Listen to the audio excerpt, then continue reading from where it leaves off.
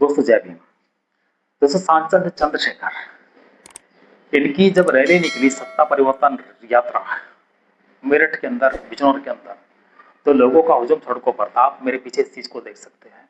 और आज चंद्रशेखर को चाहने वाले लाखों करोड़ों की तादाद में भारत के अंदर ही नहीं, पूरी दुनिया के अंदर इनके फैन हैं, जो चंद्रशेखर के एक इशारे पर कुछ भी करने को तैयार रहते हैं। मैं आपसे बात कर रहा हूँ नगीना सांसद चंद्रशेखर को लेकर। दोस्तों चंद्रशेखर आज एक ऐसी ताकत के रूप में भी देखे जाते हैं जो आज बहुजनों की सबसे बड़ी रीढ़ है, जिन्होंने बाबा साहब अम्बेडकर के मिशन को थामने का भी काम किया और उसको आगे बढ़ाने का भी काम किया है। और आज उन्होंने सत्ता परिवर्तन रैली निकाली है। 4 जून को वो रैली होनी थी, लेकिन किसी कारण सरकार ने उस रैली को निकालने से मना कर दिया। इससे साफ डर छलकता है कि सत्ता परिवर्तन से ये सरकार कितना डरती है। आप जानते हैं इस देश के अंदर कितने ही ऐसे कांड घटे हैं जहां पर दलितों के साथ में ओबीसी, एससी, एसटी वर्ग सबसे ज्यादा प्रताड़ित किया जाता, टारगेट किया जाता है। इस देश का किसान सबसे ज्यादा प्रताड़ित किया गया। आप लोगों को पता है, सिंधु बॉर्डर हो, दिल्ली बॉर्डर हो, कितनी जगह पर किसानों ने प्रोटेस्ट किया।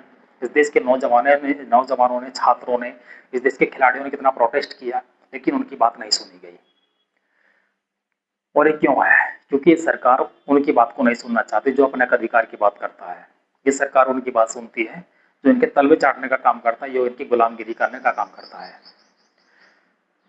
बात करता हूँ चंद्रशेखर को लेकर। दोस्तों चंद्रशेखर आज के टाइम में जो एक उभरते हुए नेता के रूप में भी देखे जाते हैं। आने वाले टाइम में लोग उनको इस देश का पीएम, उत्तर प्रदेश के अंदर मुख्यमंत्री के रूप में भी देखना चाहेंगे, क्योंकि इस देश की जनता को, इस देश के युवाओं को, लड़के लड़कियों, बुजुर्गों, बच्चों को आज चंद्रशेखर पर पूर्ण विश्वास है कि ये इंसान अगर सत्ता में आएगा तो ये कुछ ना कुछ परिवर्तन जरूर करेगा, और उन्होंने करके भी दिखाया है।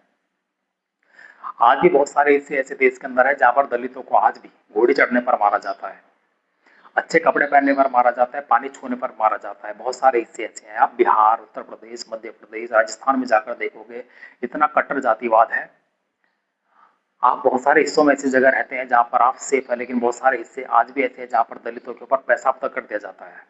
उनकी घोड़े पर बारात नहीं निकालने देते हैं लोग, उनके ऊपर कीचड़, पत्थर, डंडे तक फेंक देते हैं, मार पिटाई तक हो जाती है। तो इनके खिलाफ जो आवाज उठाने की जरूरत है, और ये आवाज उठाई है चंद्रशेखर भाई ने। आज चंद्रशेखर की जो पहचान है पूरी दुनिया के अंदर भी है, और वो लोग उनको पसंद भी करते हैं, उनका सम्मान भी करते हैं। और सम्मान उस इंसान का होता है जो जनता के साथ जुड़े। इस सरकार ने जनता को अपने हाल पर छोड़ दिया है। महंगाई का कोई पता नहीं कहां से कहां जा रही है।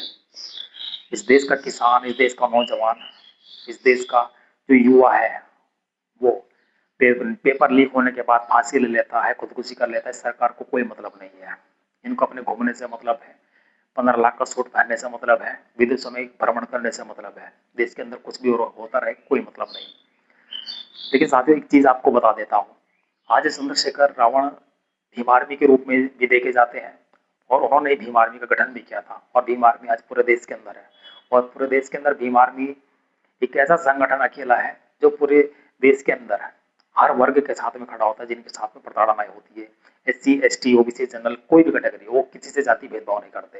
लेकिन बहुत सारे इस देश के अंदर ऐसे संगठन है जो सिर्फ जातिवाद करते हैं, जो दलितों के संगठनों को आगे नहीं बढ़ने देखना चाहते हैं, जो नहीं चाहते इस देश का दलित आगे बढ़े, इस देश का दलित तरक्की करे। लेकिन आज आपको बता देता हूँ, दलित समाज के लोग आज संसद तक बैठ चुके हैं, बिजनेस में आगे, खेल क्षेत्र में आगे, हर क्षेत्र में आगे बढ़ रहे हैं, और देश के महापुरुषों का, उन महापुरुषों का नाम रोशन कर रहे हैं जिन्होंने इस देश के अंदर लड़ाई लड़ी और देश का भविष्य बनाने का भी काम किया है।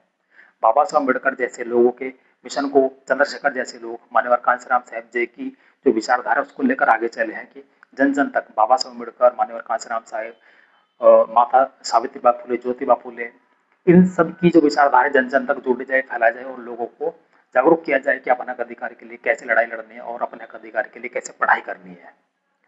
और हमें जो हक अधिकार प्राप्त होंगे अपनी शिक्षा से होंगे, नौकरी से होंगे, और लगन से होंगे, एकजुट रहना पड़ेगा।